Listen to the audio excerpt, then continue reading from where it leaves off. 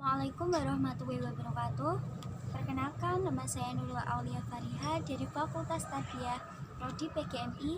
Ingin mempresentasikan tugas dari beliau Bapak Dimyati selaku dosen mata kuliah Filsafat Ilmu.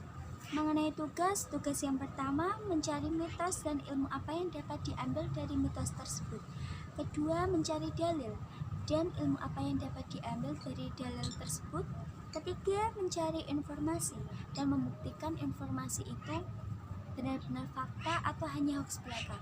Oke, yang pertama, mitos. Kalian pasti pernah mendengar orang-orang tua zaman dahulu atau bahkan orang tua kalian sendiri melarang kalian dengan kata jangan duduk di atas bantal, nanti bisa bisulan. Tidak asing di telinga kalian pastinya.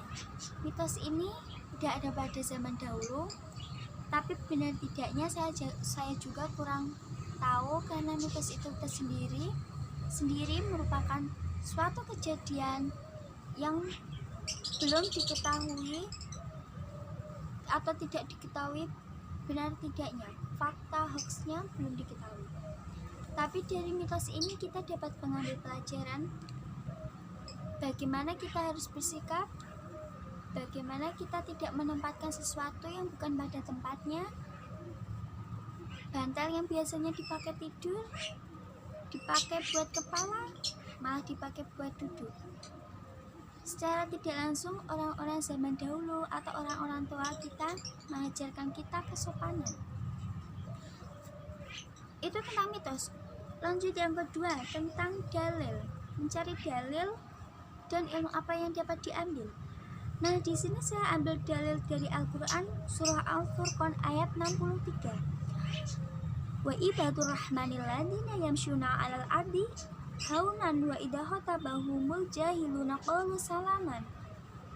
Artinya, hamba-hamba Tuhan yang Maha Esa Penyayang itu ialah orang-orang yang berjalan di atas bumi dengan rendah hati, dan apabila orang-orang jahil menyapa mereka mengucapkan kata-kata yang mengandung keselamatan. Ilmu yang dapat kita ambil dari surah ini, kita tidak harus membalas perkataan buruk atau sikap buruk orang pada kita dengan suatu keburukan juga. Kita dapat membalas mereka dengan suatu kebaikan, dengan kasih sayang, seperti yang diajarkan Nabi kita, panutan kita, beliau agung Nabi Muhammad SAW. Lanjut yang ketiga, informasi. Kalian pasti sudah mendengar mengenai berita-berita tentang para mahasiswa atau bahkan para kelompok buruh berbondong-bondong melakukan unjuk rasa mengenai peraturan undang-undang Cipta Kerja. Bahkan yang saya dengar sendiri, Ketua DPR beliau, Puan Maharani, mendorong pemerintah menggandeng berbagai kelompok pekerja agar terlibat dalam pembahasan aturan turunan Undang-Undang Cipta Kerja.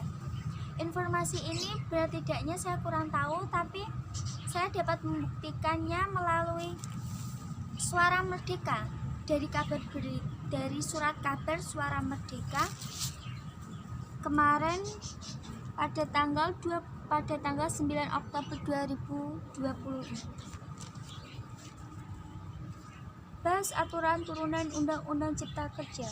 Ketua DPR Puan Maharani mendorong pemerintah menggandeng masyarakat, terutama kelompok buruh, untuk membahas aturan turunan Undang-Undang Cipta Kerja.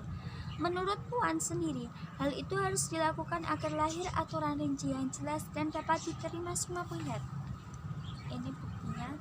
Jadi ternyata informasi yang saya dengar di berita-berita nggak hoax. Ini fakta, karena ini dari kabar berita sendiri udah ada.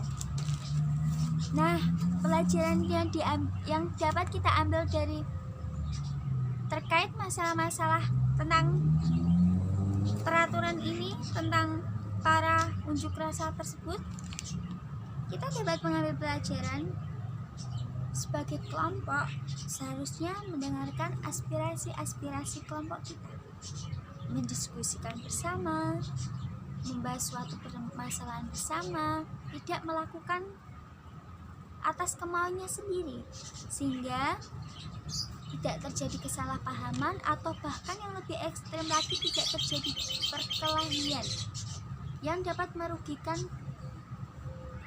oknum-oknum itu sendiri. Demikian presentasi yang dapat saya sampaikan, semoga bermanfaat. Kurang lebihnya mohon maaf yang sebesar-besarnya. Akhir kalam, wassalamualaikum warahmatullahi wabarakatuh.